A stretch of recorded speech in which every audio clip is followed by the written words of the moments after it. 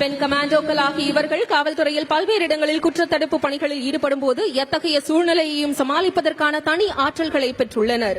அதில் ஒன்றான பல வகையான ஆயுதங்களை பயன்படுத்தும் யுத்திகளை கற்றுக்கொண்டு கண்ணிமைக்கும் நேரத்தில் தற்காத்துக் கொள்ள கடும் பயிற்சியினை பெற்றிருக்கிறார்கள்.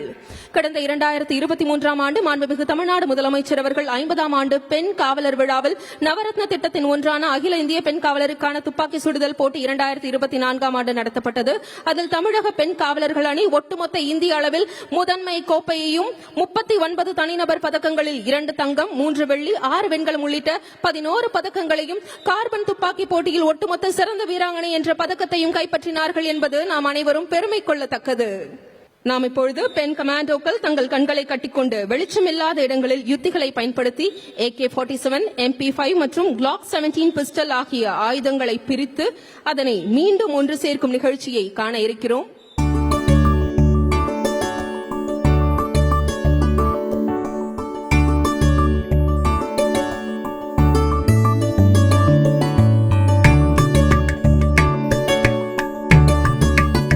கமாண்டோக்கள் தங்கள் கண்களை கட்டிக்கொண்டு வெளிச்சமில்லாத இடங்களில் யுத்திகளை பயன்படுத்தி இப்போது பாகங்களை பிரித்து ஒன்று சேர்க்க உள்ளனர். முதலாவதாக AK-47 அசால்ட் ரைபிள்.